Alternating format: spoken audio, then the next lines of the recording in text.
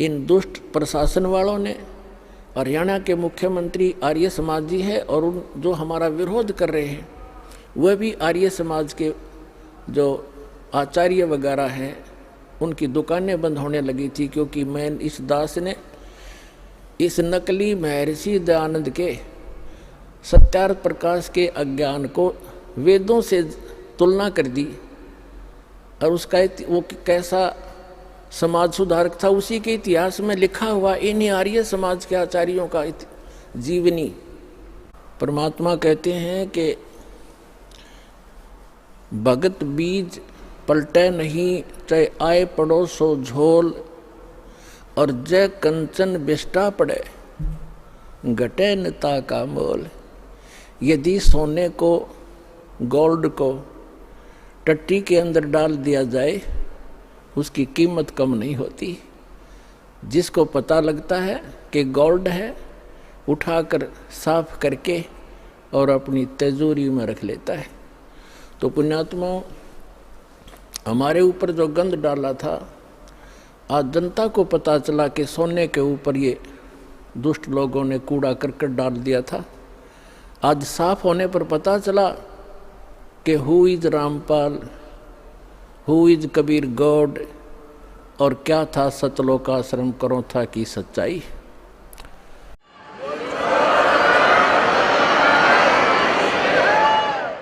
पुण्यात्माओं, दुष्ट लोगों का काम तो उनका स्वभाव ही होता है दुष्ट कर्म करने का, और साधु संतों का काम होता है स्वभाव जो उनका होता है परमार्थ ही करने का। और कबीर साहब ने हमें शिक्षा भी दी है कि जो तोकू काटा बोवे ताको बो तू फूल, तो हे फूल के फूल हैं वाह को है त्रिशूल।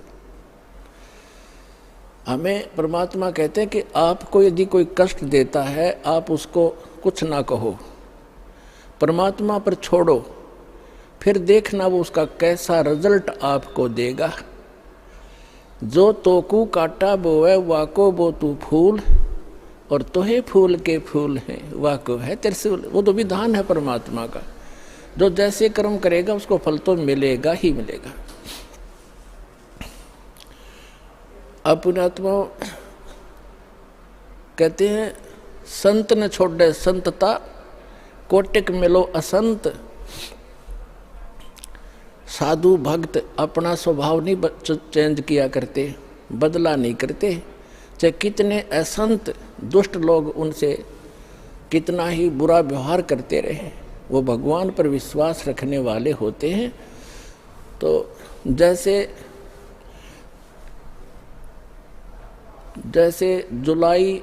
12 जुलाई सन 2006 को क्रोथा कांड उन्हीं दुष्ट लोगों ने किया था जो आज 9 अप्रैल, जो अभी 9 अप्रैल सन 2013 में उन्होंने अपनी जात फिर दिखा दी जनता के सामने। वह सच्चाई आ गई कि ये कितने अच्छे लोग हैं और कितने झूठे हैं, कितनी अफवाह फैलाई थी। यही कारण उस दिन था और वही कारण 9 जुलाई ये 9 अप्रैल को इन्होंने करके दिखा दिया। पुण्यात्माओं, आप परमात्मा पे विश्वास रखना। संत साधु कभी किसी का बुरा नहीं सोचते, ना करते और ना ही सोचना चाहिए। परमात्मा से कोई चीज़ छुपी नहीं है। यदि हम भगवान से डरने वाले हैं और हम परमात्मा, कबीर जी को परमात्मा मानते हैं, तो भगवान भगवान वाले काम किया करता है। आपने बहुत शांति रखनी पड़ेगी। उन दुष्टों का तो नाश होया पड़ा है, उनका तो पतन हो रहा है। वो चाहते हैं कि आपका भी नाश कर दें झगड़ा वगड़ा करके। आपने जो संयम दिखाया 9 अप्रैल सन 2013 में क्रोथा के अंदर, मेरी आत्मा गदगद कर दी। बच्चों, तुमने साधुता दिखाई और आगे भी इतना संयम रखना। कहते हैं हस्ती डर माने नहीं जो स्वान बुकाही, और शीश महल को देख के वो भौंक भौंक मर जाएं। हाथी कभी भी कुत्ते भौंकते रहो उनकी परवाह नहीं करता, क्योंकि वो उसको हानि कर नहीं सकते। और जो कुत्ते होते हैं वो अपने दोष अपने जैसा ही शीशे के महल में कहीं शीशे का महल बना हो, वो उस दर्पण के अंदर, उस शीशे के अंदर अपनी शक्ल देखकर सामने वाले को एक दुष्ट विरोधी मानकर वो कुत्ता अपनी ही परछाई सामने जो तस्वीर दर्पण में दिखती है उसकी तरफ भागता है भौं भौं करके कि तुझे मार डालूंगा, तू गंदा कैसे आ गया यहाँ पर, और वो होता है उसका स्वरूप। तो कहते हैं वो कुत्ता उस शीशे के महल में अपनी ही शक्ल देख देख कर भौंक भौंक के मर जाएगा। इसी प्रकार जो दुष्ट लोग हैं वो अपना गंध साधु संत और भक्तों में अपनी ही परछाई देखा करते हैं। चोर को चोर ही नजर आते हैं, संत को संत ही नजर आते हैं। एक चोर चला गया किसी के, एक चोर किसी शरीफ व्यक्ति के घर पर रुक गया यात्री बनकर। अब उस शरीफ व्यक्ति ने उस चोर को अपने घर के बीच में सुलाया, एक नेक आदमी मानकर। घर वाला सो गया निश्चिंत होकर के, खाना खुना खिला के, और चोर रात्रि में चोरी करके चला गया। अब उस नेक व्यक्ति को, वो स्वयं नेक था, उसको चोर दिखाई नहीं दिया वो, और एक शरीफ व्यक्ति चला गया चोर के घर पे, यात्री रात्रि में रुक गया। अब वो चोर सारी रात जागता रहा कि कहीं ये रात ने तेरी चोरी ना कर ले, और वो शरीफ आदमी खा कर खाना सामने सोया था और सुबह आराम से उठा, और चोर सारी रात जागता रहा कहीं ये रात ने चोरी ना कर ले जा, क्योंकि उस शरीफ व्यक्ति में वो दुष्ट चोर अपनी ही परछाई देख रहा था, अपना ही दोष देख रहा था। तो इसी प्रकार दोस्त हम इस दास का विरोध कर रहे हैं, और उस दास पर जो ऐसे आरोप गंदे लगाए झूठे, वो स्वयं ही ऐसे थे। और पुण्यात्माओं, आप देख रहे हो क्रोथा आश्रम सरकार के पास रहा 7 वर्ष, उसको लुटवा दिया, करोड़ों की संपत्ति भक्तों के दान का नाश करवा दिया, सारा लुटवा दिया। और आज परमात्मा ने हमें क्या दे रखा है, और जो ऐसा बताते हैं, सुनने में आ रहा है कि जो उस परमात्मा के सच्चे स्थल से कोई सामान उठा कर ले गया था, उनका सर्वनाश होने जा रहा है। एक ने बताया कि एक हमारे गांव में उठा कर ले गया था पुलिस वाला, तो उसके पुत्र का विवाह हुआ। वो लड़की ने आकर देखा कि तुम ये चोरी का सामान एक संत के दरबार का उठा कर लाए हो। वो लड़की उनको तलाक दे दिया कि मैं तुम्हारे जैसे दुष्टों के घर पर नहीं आऊँगी। 2 महीने के बाद उसका अपना पुत्र विष खाकर मर गया, इकलौता पुत्र था, उसका सर्वनाश हुआ। तो पुण्यात्माओं, हम किसी को बद्दुआ नहीं देते, लेकिन भगवान का जो तराजू है वो एररलेस है। मन तू पावेगा अपना किया रे, भोगेगा अपना किया रे। अब जैसे एक बिच्छू दरिया में बहता हुआ आ रहा था, और एक संत भक्त स्नान कर रहा था दरिया में। उसने देखा ये जीव डूबेगा मरेगा, उसने ऐसे हाथ में उठाया, उसको बाहर फेंकना चाहा। बिच्छू ने डंक मारा और पानी में गिर गया। उसने फिर उठाया, उसने फिर डंक मारा और पानी में उछल गया। उसने फिर उठाया, उसने फिर डंक मारा, और कुछ देर में फिर उसने दोनों हाथों से पानी समेत ही उसको पटरी पर फेंक दिया। एक आम व्यक्ति खड़ा खड़ा देख रहा था, कहने लगा, रे भले आदमी, तेरे तो हाथ पर डंक मार रहा है, तू इसको बचाने की चेष्टा कर रहा है, मरने दे, बहने देता। तो संत ने कहा, भक्त ने कहा कि ये अब इसका स्वभाव है ये, और मेरा स्वभाव है ऐसा। हमारा परमार्थ करने का स्वभाव है और बिच्छू का डंक मारने का स्वभाव है। जब ये अपना स्वभाव नहीं छोड़ सकता तो मैं कैसे छोड़ दूं?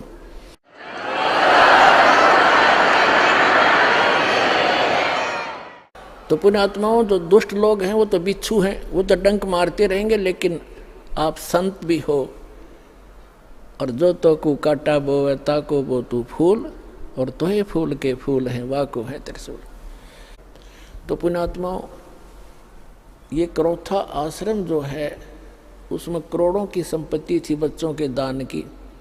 इन दुष्ट प्रशासन वालों ने, हरियाणा के मुख्यमंत्री आर्य समाज जी है और उन जो हमारा विरोध कर रहे हैं वह भी आर्य समाज के जो आचार्य वगैरह हैं, उनकी दुकानें बंद होने लगी थी, क्योंकि मैं इस दास ने इस नकली महर्षि दयानंद के सत्यार्थ प्रकाश के अज्ञान को वेदों से तुलना कर दी और उसका वो कैसा समाज सुधारक था उसी के इतिहास में लिखा हुआ इन आर्य समाज के आचार्यों का जीवनी वह दिखा दी। शराब यू भांग यू पीवे भाई, तमाकू यू सूंगे, हुक्का यू पीवे, भांग पीवे, चाय पीवा तो कम से कम अब रंग बसम खावे।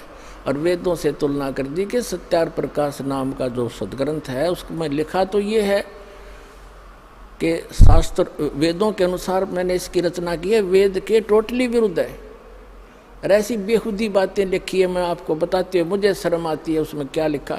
तो ये इसलिए बताया था दास ने कि ठीक है गलती सब पर हो जाती है, दास को वो ज्ञान हुआ, आप भी भगवान के बच्चे हो सभी, एक दयानंद की नहीं, इस दास ने सभी संत और पंथों की वह वो जो अज्ञान था सदग्रंथों से जांच करके जनता को दिखा दिया, जिसका परिणाम ये है लाखों की संख्या में उमड़ कर आ रहे हैं।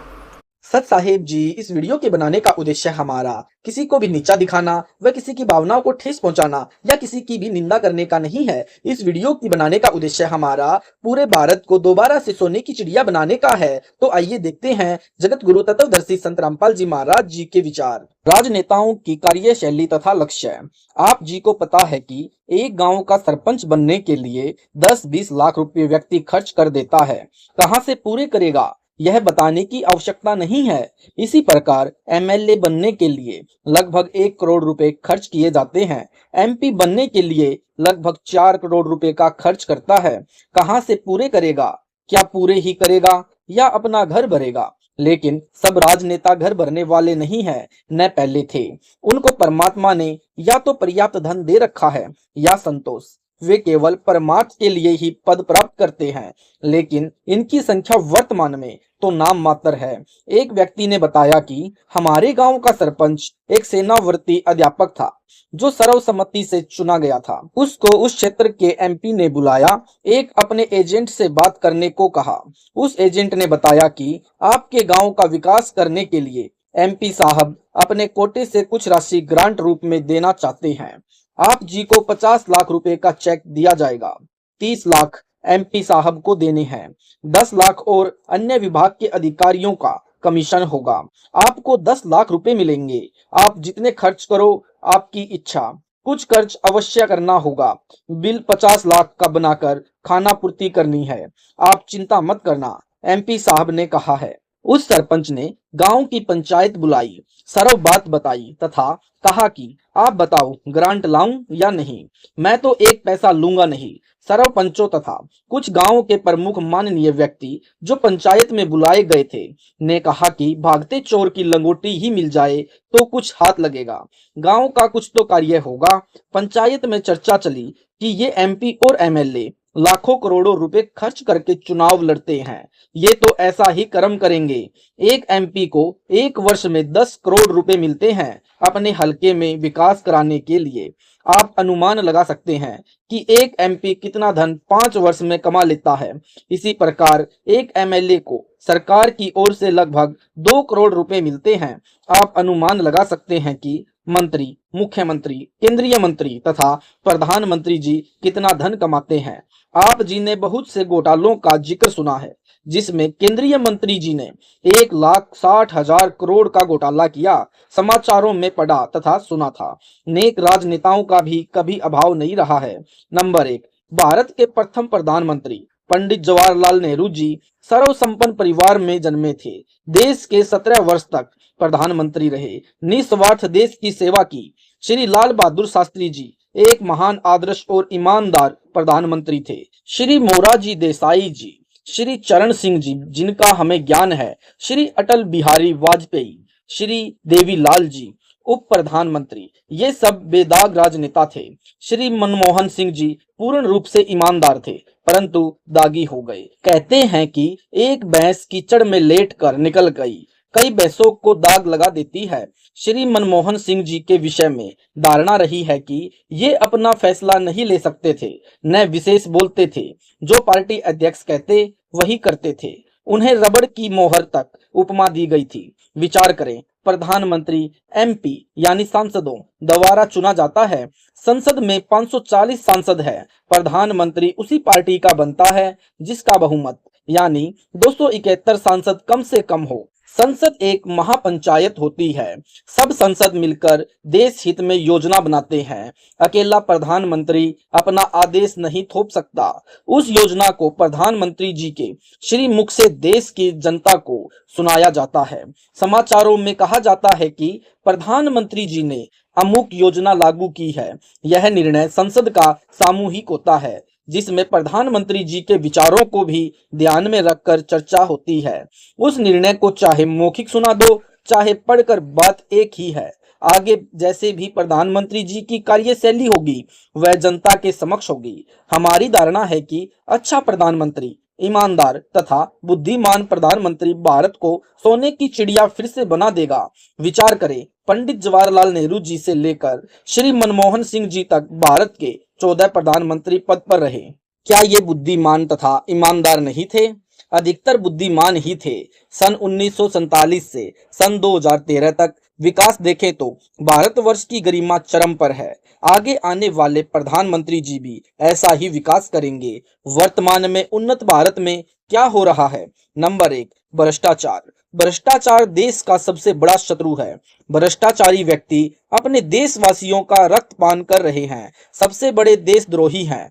वर्तमान में 99% राजनेता, राजकीय अधिकारी, कर्मचारी भ्रष्ट हैं। 90% जज भ्रष्ट हैं। यदि कोई मुख्यमंत्री जी तथा प्रधानमंत्री जी ईमानदार हैं तो अकेला चना क्या भाड़ फोड़ेगा। सन 1947 से सन 1970-75 तक इसके विपरीत स्थिति थी। क्या कोई नेक ईमानदार प्रधानमंत्री या मुख्यमंत्री देश या प्रदेश को भ्रष्टाचार मुक्त कर सकता है?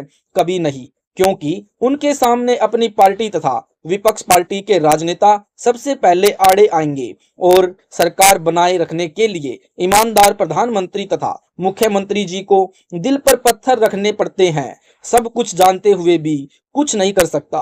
हम विदेशों से काला धन लाने की बात सुनते हैं, वह आ गया तो देश के प्रत्येक गरीब नागरिक को लगभग 2 लाख रुपए मिल जाएंगे। देश उन्नत हो जाएगा। यदि वह धन आ जाए तो बहुत ही अच्छी बात होगी, परंतु भ्रष्टाचार फिर भी बना रहेगा। मानव समाज में फैली बुराई देश के नागरिकों को उन्नत नहीं होने देगी। सन 1978 में एक रोहतक के रिक्शा चालक की 1 लाख रुपए की लॉटरी लगी। उस समय के 1 लाख रुपए सन 2013 के 1 करोड़ रुपए के बराबर थे। उस रिक्शा चालक ने 1 वर्ष में वह 1 लाख रुपया नष्ट कर दिया। 10,000 रुपए की लॉटरी खरीद ली जिसमें 1 रुपया भी नहीं निकला तथा शराब पीने लगा। कीमती पोशाक, सिलाई, मोटरसाइकिल ले ली, रिश्तेदारियों में गया। 1 वर्ष में सर्वधन समाप्त करके फिर रिक्शा चलाने लगा। इसी प्रकार यदि वर्तमान में 1-1 करोड़ रुपए भी प्रत्येक नागरिक के हिस्से आ जाए तो भी 1 वर्ष में वही स्थिति होगी, क्योंकि मनुष्यों में बुराई सन 1978 की तुलना में बहुत अधिक हो गई है। वर्तमान में दिल्ली के साथ लगते हरियाणा की जमीन सरकार ने 51 की। उन घरों के लड़कों ने महंगी कारें खरीदी, पिस्टल खरीदा, दिल्ली के रेस्टोरेंटों में ऐश की तथा 1 वर्ष में ही सर्वधन का नाश करके अब अपहरण और डाके मारकर गैर कानूनी तरीके से इच्छाओं की पूर्ति करने की चाह में अब जेलों में पड़े हैं। पुत्र मोहवश माता पिता उनकी मुलाकात करके उनको रुपए पहुंचा रहे हैं और रो रहे हैं। प्रश्न, कैसे हो भ्रष्टाचार समाप्त ताकि पुण्य भारत बने सोने की चिड़िया? उत्तर, संत रामपाल दास जी महाराज के सत्संगों की डीवीडी 1 वर्ष प्रतिदिन 1 घंटा प्रत्येक चैनलों पर चले। हम दावे के साथ कहते हैं कि भ्रष्टाचार तथा समाज की बुराई तथा कुरीतियां 1 वर्ष में 99% समाप्त होकर भारत जगत गुरु तथा सोने की चिड़िया बन जाएगा। यदि ऐसा न हो तो हमें यानी संत रामपाल जी तथा उनके अनुयायियों का देशद्रोह या इससे भी अधिक दंडनीय धारा के तहत चौराहों पर फांसी पर लटका देना। हमसे शपथ पत्र ले लेना। संत रामपाल जी महाराज के सत्संग का कुछ अंश प्रस्तुत करते हैं। कबीर, राम नाम कड़वा लगे, मीठे लागे दाम, दुविधा में दोनों गए, माया मिली न राम। पंजाब प्रांत के फिरोजपुर जिले में एक छोटा सा कस्बा है जिसका नाम है तलवंडी भाई जी। उसमें संत रामपाल जी के पूज्य गुरु जी संत स्वामी रामदेवानंद जी का आश्रम है। स्वामी जी के सतलोक गमन यानी देहांत के पश्चात संत रामपाल जी वहां पर दूसरे रविवार को प्रतिदिन महीने के सत्संग करने जाते थे। उस कस्बे में स्वामी रामदेवानंद जी के बहुत शिष्य हैं जो अधिकतर व्यापारी हैं। किसी भक्त की दादी का निधन हो गया। उसका शोक व्यक्त करने एक सेठ तलवंडी भाई जी में आया। वह शनिवार को शाम 4 बजे जाने लगा। वह चंडीगढ़ रहता था। भक्त ने अपने रिश्तेदार से कहा कि आप जी कल रविवार को जाना, आज रुक जाओ, कल हमारे गुरुजी के आश्रम में सत्संग होगा। हरियाणा से महात्मा जी आएंगे, बहुत मार्मिक सत्संग करते हैं, आप सुनकर अचंभित हो जाओगे। रिश्तेदार सेठ ने कहा कि मैंने कुछ सत्संग नहीं सुने हैं, सब महात्मा एक ज्ञान देते हैं। भक्त ने कहा कि यह सत्संग सब महात्माओं से निराला तथा शास्त्र प्रमाणित है। रिश्तेदार ने कहा कि कल रविवार को दिन के 1:30 बजे एक पार्टी ने चंडीगढ़ आना है, उसके साथ मेरा अनुबंध होना है जिसमें मुझे 5 लाख रुपए का लाभ होगा। यह घटना अप्रैल 1997 की है। उस समय 5 लाख वर्तमान के 4 करोड़ के समान थे। भक्त ने कहा कि सुबह 8 से 10 सत्संग होता है, आप लंगर खाकर 10:30 बजे चल पड़ना, समय पर पहुंच जाओगे। उससे फोन करके कह देना कि आप 2-2:30 बजे आओगे। यह सब कुछ कहने पर भी वह रिश्तेदार नहीं माना तथा शनिवार को 4 बजे सपरिवार यानी 2 बच्चे, लड़का लड़की, पत्नी सहित चंडीगढ़ के लिए रवाना हो गया। अंबाला शहर से पहले एक बजरी का भरा ट्रक खराब खड़ा था। उसके पिछले पहिए निकाल रखे थे, जैक लगा रखा था। रिश्तेदार सेठ को 5 लाख के लाभ के अतिरिक्त कुछ भी दिखाई नहीं दे रहा था। स्वयं काल चला रहा था। कार उस समय बहुत गति से चल रही थी, यह देखने वालों ने बताया। कार उस ट्रक के नीचे पूरी गति से घुस गई, जैक खिसक गया, बजरी से भरा ट्रक कार पर गिर गया। चारों प्राणियों की घटना स्थल पर ही मृत्यु हो गई। बड़े दुख के साथ कहना पड़ रहा है कि अब उस 5 लाख के लाभ को सिर पर रख ले। भगवान से भी वंचित रहा, माया भी नहीं मिली। जो पहले सारा जीवन में संग्रह की थी उसको कोई अन्य ही बरतेगा यानी प्रयोग करेगा। वह सेठ क्या लेकर गया? केवल पाप जो उस माया का संग्रह करने में किए थे। माया तो रही नहीं, पापों को सिर पर उठाकर ले गया।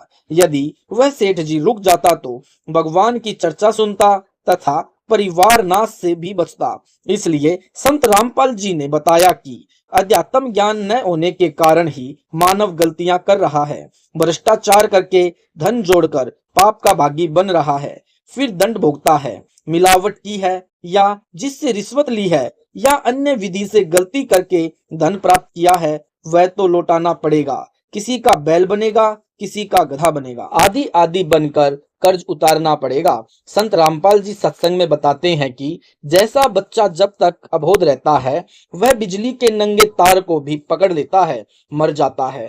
सर्प को पकड़ लेता है, जो डस लेता है, बच्चा मर जाता है।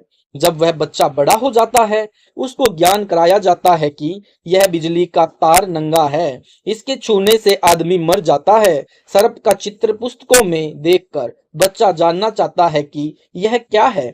उसे बताया जाता है कि यह सर्प है, इसके निकट नहीं जाना चाहिए, यह डस लेता है तो आदमी मर जाता है। यह ज्ञान होने के पश्चात वह बच्चा कहीं पर सर्प देख लेता है तो स्वयं तो दूर भागता ही है, अन्य को भी सतर्क करता है कि देखो सामने नाग है, यह डस लेता है, व्यक्ति मर जाता है। इसी प्रकार किसी शीशी यानी बोतल में विष या विषैली यानी वस्तु रखी हो, बच्चे को बताया गया हो कि इस बोतल में विष है, इसको चखना भी नहीं है, इसके खाने से आदमी मर जाता है, तो वह बच्चा उस बोतल के विष को कभी नहीं खाता, बल्कि अन्य को भी विष के खाने से होने वाली हानि के बारे में बताता है। सूक्ष्म वेद में कहा है, जैसे किरका जहर का रंग होरी हो, कहो कौन तिस खाए राम रंग होरी हो। संत का सत्संग कीजिए, रंग होरी हो, कटे सकल कलेश राम रंग होरी हो। भावार्थ, यदि कहीं पर विष का किरका यानी कण भी गिरा हो तो ज्ञानी व्यक्ति उस जहर के कण को भी नहीं खाता, फिर अधिक विष को खाने का तो प्रश्न ही नहीं उठता। आध्यात्मिक ज्ञान से ज्ञान होता है कि भ्रष्टाचार, अन्य बुराइयों जैसे नशा, मांस सेवन, पर स्त्री गमन, चोरी डाके से कितना पाप होता है, वह विष के समान है। उसका ज्ञान संत जन सत्संग के माध्यम से कराते हैं। इसलिए कहा है कि संतों का सत्संग सुनना चाहिए, जिससे सर्व संकट कट जाते हैं, बुराइयां छूट जाती है तथा महात्मा के रंग में रंगने के पश्चात आप जी के घर प्रतिदिन होली अर्थात जैसे होली के त्योहार पर हरियाणा में खुशी मनाते हैं, उस समय फाल्गुन मास का सुहावना मौसम होता है, न गर्मी सर्दी होती है, वह आनंद भिन्न होता है।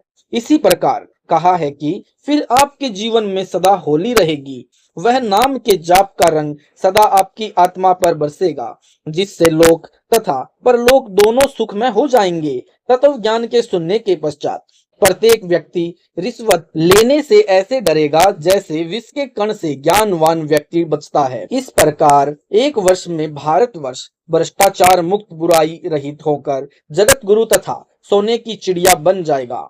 संत रामपाल जी अपने सत्संग प्रवचन में बताते हैं कि जहां पर भक्ति नहीं, वह घर, गांव, देश किसी काम का नहीं, चाहे कितना ही धनी हो, चाहे राजा रावण की तरह सोने के महल बना रखे हों, व्यर्थ है। परमेश्वर कबीर जी ने सूक्ष्म वेद में कहा है कि कबीर, राम रटत निर्धन भला, टूटी घर की छान, कंचन महल किस काम के, जहाँ भक्ति नहीं भगवान। कबीर, सब जग निर्धना, धनवंता ना कोई, धनवंता सो जानिए, जिस पर राम नाम धन होए। जैसे वर्तमान में पश्चिम देशों यानी अमेरिका, जापान, इंग्लैंड आदि आदि को बड़ा महान माना जाता है। कारण क्या है कि वे कारीगर देश हैं। उन्होंने जहाज, कंप्यूटर, मोबाइल तथा अन्य आधुनिक उपकरण बनाए, उनको बेचते हैं। इससे वे महान हाई टेक्नोलॉजी वाले उन्नत देश कहलाते हैं। परंतु विचार करें तो भारत देश महान है। जैसे हलवाई के पास टेक्नोलॉजी है कि वह लड्डू, जलेबी, बर्फी आदि आदि मिठाई बनाता है और बेचता है, उसको एक किसान तथा मजदूर खरीदता है और खाता है। विचार करें, हलवाई महान है या ग्राहक? दुकानदार तो दुकान पर लिख कर रखता है कि ग्राहक मेरा देवता है। यदि ग्राहक मिठाई खरीदेगा ही नहीं तो हलवाई कंगाल हो जाएगा। इसी प्रकार उपरोक्त पश्चिम देश तो हलवाई हैं और भारत उसका ग्राहक है, इसलिए भारत देश महान है। दूसरी विशेष बात यह है कि जो टेक्नोलॉजी मानव को चाहिए वह वर्तमान में भारत में संत रामपाल दास जी के पास है। आध्यात्मिक संपूर्ण ज्ञान, जिसे तत्व ज्ञान भी कहते हैं, भक्ति के बिना चाहे अरबपति खरबपति बना है, उसका मानव जीवन व्यर्थ है। जैसे एक मुख्यमंत्री जी हेलीकॉप्टर से एक स्थान पर जलसा करके दूसरे शहर में जा रहा था, उसके इंतजार में हजारों व्यक्ति हाथों में फूल मालाएं लिए खड़े थे। रास्ते में दुर्घटनाग्रस्त होकर हेलीकॉप्टर गिर गया, मुख्यमंत्री मर गया, 3 दिन में शव मिला था, आधा जला पड़ा। भक्ति की नहीं, कर्म का पुण्य समाप्त हुआ, सारी संपत्ति छोड़कर गधा बना। कबीर परमेश्वर जी ने कहा है कि कहाँ जन्मे कहाँ पाले पोसे, कहाँ लड़ाए लाड, ना बेरा इस देह के, कहाँ खिंडेंगे हाड। इसलिए भजन कर राम दुहाई रे, भजन कर राम दुहाई रे। शेष जो अभी पद पर विराजमान हैं, वे उसी दौड़ में शामिल है जिसमें दिव्यांगत मुख्यमंत्री जी थे। यह है अबोध बच्चे का कार्य। जब संत रामपाल जी के सत्संग से ज्ञानवान हो जाएंगे, तब तो यह माया तथा भक्ति न करके केवल राज प्राप्ति विष की शीशी यानी बोतल के तुल्य लगेगा। यदि कोई मुख्यमंत्री, प्रधानमंत्री या अन्य राज अधिकारी, मंत्री आदि पद प्राप्त करेगा तो कलम परमात्मा के श्री चरणों में रखकर पाप के डर कर जलाएगा। राज्य रहे या न रहे, अपने कर्तव्य से नहीं दिगेगा, वह भगवान से डरेगा। गीता अध्याय 16 श्लोक नंबर 23-24 के अनुसार परमात्मा की सत्य साधना शास्त्रानुकूल करने से सुख, सिद्धि तथा परम गति तीनों प्राप्त होती है। इसके विपरीत शास्त्र विधि को त्याग कर मनमाना आचरण करने से न सुख होता है, न सिद्धि तथा न परम गति अर्थात भक्ति शास्त्र विरुद्ध करके भी मानव जीवन व्यर्थ होता है। संत रामपाल जी के पास वह शास्त्रानुकूल सत्य साधना है जो सर्व को उपरोक्त तीनों पदार्थ प्राप्त कराएंगे तथा पापों से बचाएगी। भ्रष्टाचार, नशा, मांसाहार, दुराचार, चोरी, ठगी पूर्ण रूप से समाप्त होकर देश भारत महान बन जाएगा। मानव शांति से भक्ति करके जियो और जीने दो के सिद्धांत के आधार से अपना जीवन जिएगा। सत साहेब जी, अगर आपको यह वीडियो अच्छा लगा है तो इस वीडियो को लाइक करें, शेयर करें, कमेंट करें। अगर आप YouTube पर ऐसे ही संत रामपाल जी महाराज जी के ज्ञान से जुड़ी वीडियो देखना चाहते हैं तो हमारे चैनल सतलोक इन संत रामपाल जी महाराज जी चैनल को सब्सक्राइब करें। सत साहेब जी।